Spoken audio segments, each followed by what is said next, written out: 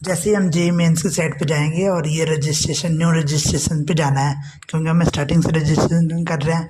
तो ये आपको दिखा देगा जैसे मेल कैंडिडेट को कितना पैसे देने हैं, 1000 रुपये, फीमेल कैंडिडेट को 800 रुपये, फिर जनरल ईडब्ल्यूएस के 900 और फीमेल को 800, SC ST के 500 रुपये लगेंगे, फीमेल कैंडिडेट को भी 500 रुपये लगेंगे। बाकी सारी डिटेल्स यहाँ पे दी हुई है। फिर यहाँ देखो क्या इंपॉर्टेंट है, इमेज साइज़, आपकी इमेज कितने की होनी चाहिए। ये पर्टिकुलर जो मैं हाईलाइट कर रहा हूँ, ये पर्टिकुलर आप इमेज साइज़ आप देख सकते हो कितने KB की कौन सी इमेज होनी चाहिए, मैंने हाईलाइट कर दिया। क्योंकि लास्ट में आपको मेन दिक्कत वहीं पे पड़ती है, जब इमेज साइज लास्ट में आप ये कन्फर्मेशन पे क्लिक करेंगे और क्लिक हियर टू प्रोसीड पे क्लिक करेंगे। कन्फर्मेशन पे क्लिक करना ना भूलिएगा। आगे हम अब यहाँ पे आप अपना पर्सनल डिटेल्स डालेंगे, जैसे कि पर्सनल डिटेल्स अपना डाल दिया, नाम डाल दिया, फिर फादर्स नेम डालेंगे, और ये मैंने फादर्स नेम डाल दिया।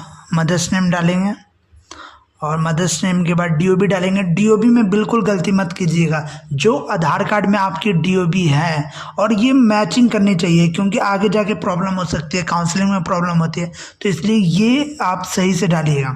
फिर आता है अपना ये जेंडर चूज़ कर लीजिएगा, मेल है फीमेल है। फिर ये आप अपना कंफर्म करेंगे, फिर से जो आपने ऊपर डाला है वो सेम कंफर्म डालिएगा। और मेन आप फोकस कीजिएगा कि DOB में बिल्कुल मिसमैच ना हो। जो आपकी मार्कशीट क्लास 10th की है वो इम्पोर्टेंट रहती है, क्योंकि उसमें ज़्यादा प्रॉब्लम्स होती हैं, तो वो अकॉर्डिंग टू मार्कशीट ही डालिएगा। और ये अपना आधार कार्ड जैसे था अपडेट करवाने को मैंने बोला था, अपडेट करवा लिया होगा जैसे आप लोगों ने। और कोई भी डाउट रहे आप कमेंट बॉक्स में तुरंत जाइएगा। ये आप अपना प्रेजेंट एड्रेस डालेंगे, हाँ प्रेजेंट एड्रेस डालना है, जो आप एड्रेस यहाँ पे डालना चाहेंगे प्रेजेंट एड्रेस यहाँ पे डालेंगे। अपना प्रेजेंट एड्रेस डालने के बाद ये प्रेजेंट एड्रेस, और ये प्रेजेंट एड्रेस मैं डाल रहा हूँ। और यहाँ पे सबसे पहले तो आप उस एरिया का नाम डाल देंगे, फिर सब लोकेलिटी डाल देंगे, फिर लोकेलिटी डाल देंगे। अब ये लोकेलिटी के बाद आपको क्या है, कंट्री इंडिया चूज़ करनी है। कंट्री के बाद आप जिस स्टेट में रहते हैं, आप जहाँ से आप परमानेंट एड्रेस है वही का स्टेट डालेंगे। यहाँ पे बहुत बच्चे रिवर्स कर देते हैं, लास्ट में जाके प्रॉब्लम्स होती है कि वो चेंजेस करो। तो ये आप टाइम टू टाइम अपना जैसे जो स्टेट का डाल रहे होंगे वो डालेंगे। फिर क्या आपको डिस्ट्रिक्ट चूज़ करनी है, आप डिस्ट्रिक्ट चूज़ कीजिएगा, आप कौन से डिस्ट्रिक्ट से हैं। और उसके बाद अपना पिन कोड, अब पिन कोड गलत मत डाल दीजिएगा। पिन कोड आपको नहीं पता तो एक बार गूगल पे सर्च कर लीजिए पिन कोड क्या है, और उसके अकॉर्डिंग आप पिन कोड डालिएगा। फिर आते हैं आप ईमेल एड्रेस डाल सकते हैं, अपना ईमेल एड्रेस डालना इंपॉर्टेंट है। ईमेल एड्रेस वही अपडेटेड डालना जो कि परफेक्ट हो। ईमेल एड्रेस से ही हर चीज़ आती है, हर इन्फॉर्मेशन आपकी जेईई की ईमेल एड्रेस पे ही आएगी। तो ईमेल एड्रेस पे बिल्कुल रिस्क मत लेना, सही ईमेल एड्रेस डालना। 3 बार ईमेल एड्रेस को स्पेशली चेक करना। और ये फ़ोन नंबर, अपना फ़ोन नंबर वो डालना जो आपके पास रहता हो। और ये आप परमानेंट एड्रेस मैंने सेम कर दिया, आपका जैसा है। आपका अगर कोई और प्रेजेंट एड्रेस है, परमानेंट एड्रेस में चेंजेस है तो आप डालिएगा। साथ में आप ये पासवर्ड बनाइएगा और इसे नोट कीजिए। पासवर्ड आपका अब रिजल्ट के टाइम भी, एडमिट कार्ड के टाइम भी, सब टाइम आपका पासवर्ड मांग रहा है। तो पासवर्ड आपका ऐसा होना चाहिए, आपको मैंने पासवर्ड बता दिया, ये हाईलाइट करके बता दिया कैसा कैसा आपका पासवर्ड होना चाहिए। ये मैंने आपको फॉर एग्जांपल अपना पासवर्ड एक बार शो करके दिखा दिया, DSP@1234। तो ये DSP@1234, इसकी अलग ही कहानी है, तो आगे देखते हैं। ये हमने डाल दिया और ये आप चूज़ कर लेंगे सिक्योरिटी क्वेश्चंस और इसे फिल कर देंगे। सबमिट हो जाएगा, ये क्लोज कर दिया। एक बार ये चेक करना बहुत ज़रूरी होता है, ये इम्पोर्टेंट होता है कि आप सही है, हर चीज़ जो आपने फॉर्म फिल किया है उसमें कोई मिस्टेक्स तो नहीं है, कहीं पे ऐसा तो नहीं गलत करैक्टर यूज़ हो गया हो, गलत टाइप हो गया हो, तो ये आप करना ना भूलें, ये इम्पोर्टेंट है। तो ये रीचेक बच्चे क्या करते हैं, जो फॉर्म भरते हैं, जब अब खुद ही फॉर्म भर रहे हैं सब बच्चे, तो क्या करते हैं ऐसे ही बिना देखे आगे बढ़ गए। वो मिस्टेक्स आपको नहीं करने हैं और ये चूज़ करना है एक एक करके कि हाँ सही है नहीं, क्योंकि आगे चल के एनटीए आपको मना कर देगा कि हाँ, अगर कोई फॉर्म में इशू होगा कि आप एलिजिबल नहीं हैं। अब ये आपके जो रजिस्टर्ड मोबाइल नंबर है, जो मेरा रजिस्टर्ड मोबाइल नंबर था उस पर मेरा OTP चला गया है। अब मैं OTP डालता हूँ इस पर, तो आपका ये थोड़ा सा वेट करेंगे। बहुत बच्चे कहते हैं कि OTP नहीं है, OTP नहीं है, तो आप थोड़ा सा वेट करेंगे तो आपकी OTP आ जाएगी, तो वो OTP आप डाल लेंगे। OTP डालने के बाद थोड़ा देर लोडिंग होगी, और लोडिंग होने के बाद आपकी रजिस्ट्रेशन, हाँ, registration is completed. Now the time of the, आप जब आप फॉर्म फिल करेंगे, एप्लीकेशन फॉर्म फिल करेंगे, अब उसके ऊपर डिस्कस करते हैं एप्लीकेशन फॉर्म को कैसे फिल करना है। और जैसे ही कंप्लीट एप्लीकेशन फॉर्म पे हम क्लिक करेंगे, उसके बाद की क्या स्टेप्स आपको दिख रहे होंगे। इस पर आप पर्सनल एप्लीकेशन नंबर आपका आ गया होगा मैसेज में भी, ईमेल आईडी पे भी, और ये आ गया आपके ये डिटेल्स आ गए। अब डिटेल्स के अलावा नेशनैलिटी चूज़ कर लिए, इंडियन चूज़ करनी है, और जैसे भी आपकी नेशनैलिटी है आप चूज़ कर सकते हैं। स्टेट चूज़ करना है, श्रेणी चूज़ करना है, और ये श्रेणी चूज़ करने के बाद आप श्रेणी के बाद आप ये जो आपके डिटेल्स मांगे जा रहे हैं इसे आप डालते रहिए कि आपके पास ये category certificate issued by authorised government office है या नहीं, तो ये सब आपको चूज़ करना है। और कैटेगरी सर्टिफिकेट ID नंबर डालना है। ये आपको, जैसे अगर आप जनरल में रहेंगे तो ये कैटेगरी सर्टिफिकेट का कोई इशू नहीं है, और बाकी ये आप SC ST EWS किसी में भी हैं तो आपको डालना पड़ेगा। ये जनरली ये जो फॉर्म फिल हो रहा है, फर्स्टली थैंक्स, जो मेरा फ्रेंड है वो हेल्प कर रहा है इसमें बहुत, और उसी ने ये फॉर्म भरा है, तो सबसे पहले उसे भी थैंक यू इस वीडियो में बोल देता हूँ, जब तक ये हम ढूंढ रहे हैं कैटेगरी सर्टिफिकेट ID नंबर। तो ये part category certificate ID number, आप इसमें बिल्कुल मतलब कैटेगरी ऐसी चीज़ है ना कि आपको बहुत मतलब रैंक डिफरेंस होती है। लास्ट में बच्चों को पता चलता है कि हाँ, थोड़े से फॉर्म भरने के लिए मैंने जनरल डाल दिया, तो ये बहुत इशू होते हैं लास्ट में। ये इशू नहीं हो, इसके लिए आप बिल्कुल ध्यान रखें इसका। ऐसा बिल्कुल ना करें कि जल्दबाजी कर दिया आपने, और ये फॉर्म भरने में थोड़ा सा आप जल्दबाजी करेंगे, और इसका फल आपको तब मिलता है जब आप कॉलेज में जाते हैं। तो इसलिए बिल्कुल जल्दबाजी नहीं करनी है। आप ये डालिए, अपने डेट ऑफ बर्थ डालिए, डेट ऑफ बर्थ देख लीजिए आप कैसे डालना है, ऐसे ही डेट ऑफ बर्थ आपको डालना है अपने रजिस्ट्रेशन फॉर्म में। फिर आप name of the authority issue by category certificate, tehsildar करता है, अलग अलग जगह का आप तहसीलदार डाल सकते हैं, और जो भी आपके डॉक्यूमेंट पे लिखा है, और ये आप डायबिटीज़, और ये प्लेस ऑफ रेसिडेंस क्या है आपका, एनुअल इनकम कितनी है, और मोड ऑफ प्रिपरेशन क्या थी, medium of schooling in qualification examination, तो ये आप डाल सकते हैं। ये सारी डिटेल्स आप अपने डाल सकते हैं। और ये आपका आगे की क्लोज करेंट डेट, और ये थोड़ा सा इशू था तो ये आप ये डाल सकते हैं RX0799, आप कैप्चर कोड डालेंगे और ये सबमिट हो जाएगा। देन आपको क्या डालना है, ये PWD, तो PWD कैंडिडेट डालेंगे जो मतलब कोई प्रॉब्लम्स होती है उन्हें, तो वो डाल सकते हैं। और ये आप एंटर कैप्चर कोड डालेंगे, और कैप्चर कोड प्लीज़ सही से डालिएगा आप लोग। उसके बाद आपकी क्या आती है, अलग आप चूज़ करें, आइडेंटिटी अपनी चूज़ करें। जैसा ये आधार चूज़ कर लिया, अभी आधार की आप आधार का एप्लीकेशन नंबर, ये सब आपका एप्लीकेशन नंबर आ गया। अब आधार नंबर और कंफर्म आधार नंबर, ये आप आधार नंबर अच्छे से देख के भरिएगा कि आधार नंबर आपका क्या है क्या नहीं है, ये मिस्टेक्स बिल्कुल मत कीजिएगा। फिर आप ये क्लिक करके आप कैप्चर कोड डालेंगे, कैप्चर कोड फिल करें अच्छे से।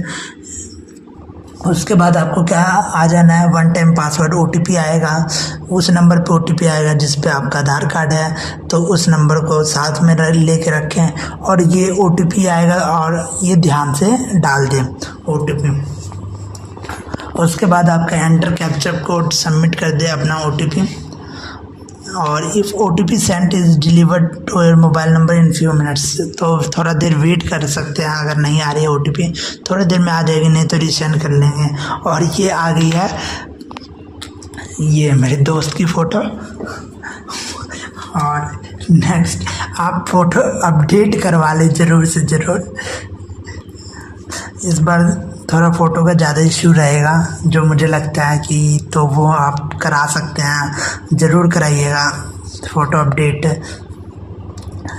और ये आप किस BTech B Arch B planning ये सब रहता है, आप देख लीजिए किसके हिसाब से। अगर बी आर्क बी प्लानिंग भी लेते हैं तो एक और एग्ज़ामिनेशन होगा, 2 एग्ज़ामिनेशन होगा एक ही दिन में, तो उसके लिए 1000 रुपये और लगेंगे आपके। तो ये आप डाल सकते हैं आपके हिसाब से, बीटेक बी प्लानिंग और बी आर्क आप जैसे भी डालना चाहें।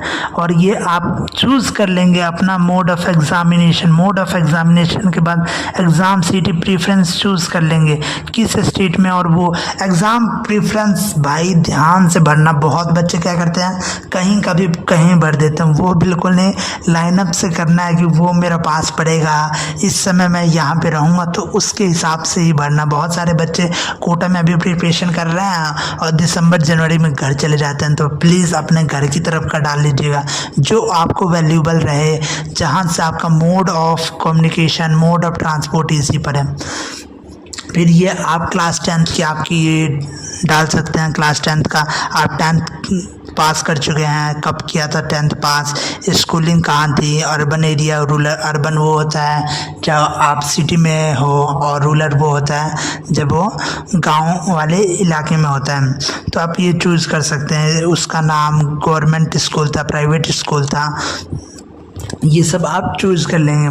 और बोर्ड कैसा था ये सब आप चूज़ कर सकते हैं। और ये पर्सनल डिटेल्स हैं, ये आप ध्यान से भरिएगा, क्योंकि आगे चल के मेन दिक्कत पता है क्या होती है, काउंसलिंग में जाके मेन दिक्कत होती है, तो वो नहीं होने देना है।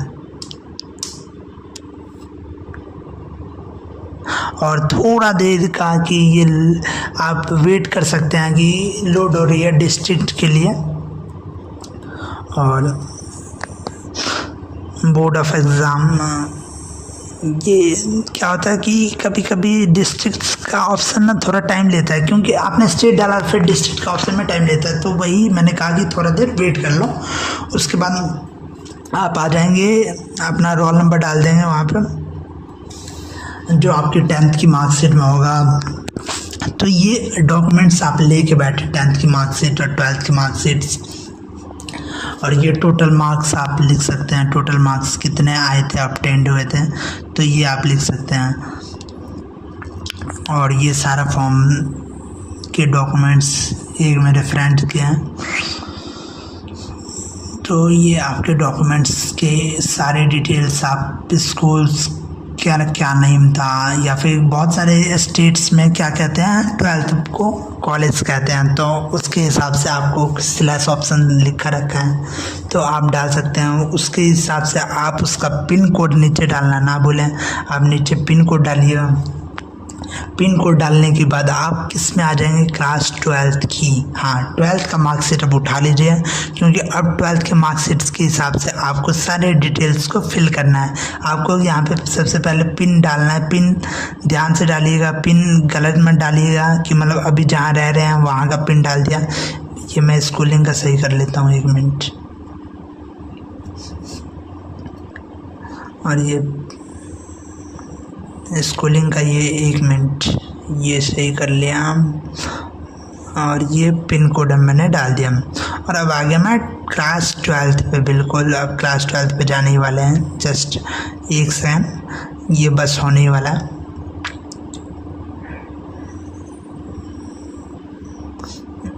क्लास 12th पे आ गए हैं, पास्ट। और ये कब पास किया था, और क्वालिफाइंग एग्ज़ाम, ये आपका आता है कि मतलब क्या क्या आपने क्वालिफाइंग एग्ज़ाम में, जैसे डिप्लोमा ऐसा रहता है, तो आप डाल सकते हैं फाइनल 10+2, ये डाल सकते हैं आप, या senior secondary minimum with 5 subject. आप देख सकते हैं आपके अकॉर्डिंग कौन सा बेटर है, वो आप डालिए। Any public school regarding 10+2। तो ये डिटेल्स आप एक बार चेक कर लीजिएगा कि आपने कैसे मतलब आपकी एजुकेशन क्या है, उसके अकॉर्डिंग डाल सकते हैं। फिर आप ये रूरल और अर्बन चूज़ कर सकते हैं।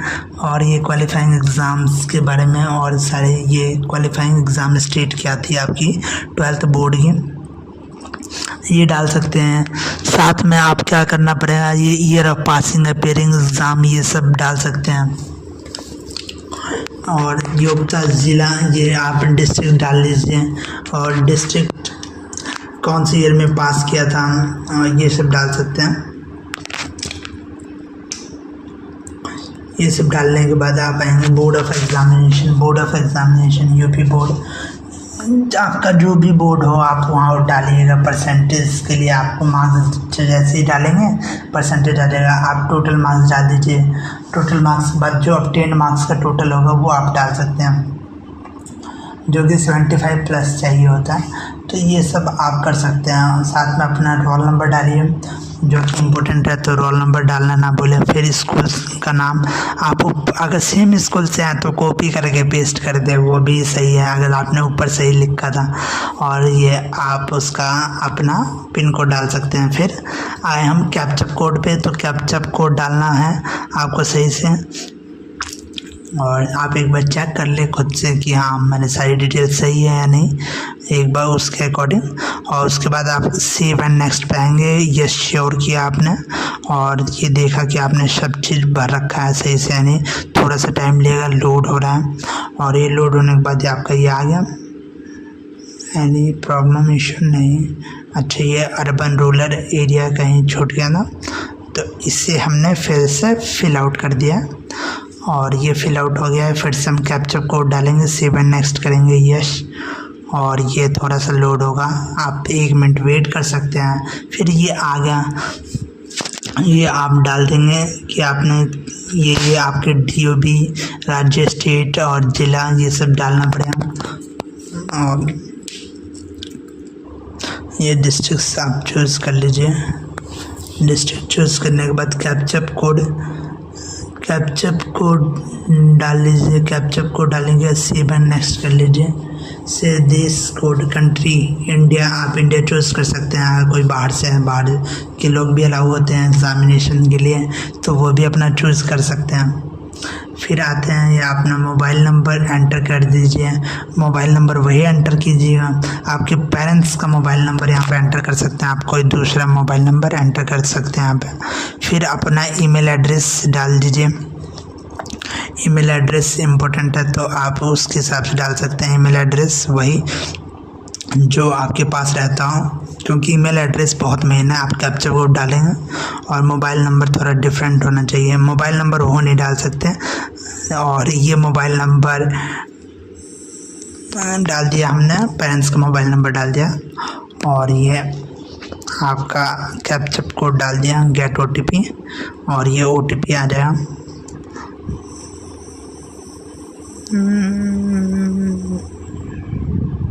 ये OTP और ईमेल एड्रेस दोनों पे आपका क्या जाएगा, नोटिफिकेशन जाएगा। तो आप ये देख सकते हैं कि उस पे क्या आपके नोटिफिकेशन OTP आई या नहीं, तो आप वहाँ से OTP डाल सकते हैं, जो कि इम्पोर्टेंट है। OTP डाल लीजिएगा पहले, आपका दोनों का डाल सकते हैं यहाँ पे, और ये दोनों का डालना पड़ेगा। दोनों का डालने के बाद आप वेरीफाई एंड नेक्स्ट पे जाएंगे। अच्छे से अपना फ़ोन चेक करिए पेरेंट्स वाला, और उसके बाद उसका ईमेल एड्रेस चेक कीजिएगा और उसके हिसाब से डाल देंगे। और उसके बाद आप क्या है, 1 टाइम पासवर्ड, OTP मेल, और ये वेरीफाई नेक्स्ट पे क्लिक कर देंगे। Verify and next, verify and next के बाद आपको यहाँ से आपका सारा काम क्या है, पिक्चर का काम है। और ये अब ऑनलाइन होगा, तो ये अपना पिक्चर साथ में अपलोड कर सकते हैं। ये पिक्चर अपलोड कर दिया।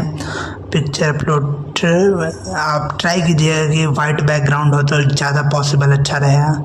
ये हम शूट कर रहे हैं, शूट आपको समझाने के लिए अच्छे से क्या है। ये मैं प्रॉपर कोई फॉर्म फिल नहीं कर रहा है, या फिर कोई हमें कॉलेज में नहीं जाना है तो उसके रिगार्डिंग हम लोग भर रहे हैं। ये फॉर्म आपके लिए, आपकी हेल्प के लिए। तो ये आपके लिए फॉर्म 80% की है, आप देख सकते हैं। ये पूरा एक बार डिटेल ज़रूर पढ़िएगा। हाँ, ये डिटेल्स आपको पढ़ना मैंडेटरी है। 80% आपका विजिबल होना चाहिए, फेस विजिबल होना चाहिए, इंक्लूडिंग ईयर्स ज़रूर आने चाहिए। जब आप एग्ज़ामिनेशन फॉर्म देंगे तब भी आप जैसे अगर सर्दी वाले एरिया में भी रहते हैं तो टोपी हटाना पड़ता है। ईयर्स हमेशा CBT मोड वाले एग्ज़ाम्स में इम्पोर्टेंट होता है। तो फॉर्म भरते समय देखो मैंने वाइट बैकग्राउंड कर लिया, वाइट बैकग्राउंड के हिसाब से आप कर सकते हैं। देख सकते हैं ये मेरा दोस्त है और ये हेल्प सोच रहा है कहाँ पे, क्योंकि ये परफेक्ट एंगल मांग रहा है तो परफेक्ट एंगल के लिए परफेक्ट जगह देख रहे हैं भाई। और ये परफेक्ट जगह मिल गई है और ये कैप्चर फोटोग्राफ पे जाके आप क्लिक करेंगे, कैप्चर फोटोग्राफ, और ये हो गया अपलोड फोटोग्राफ।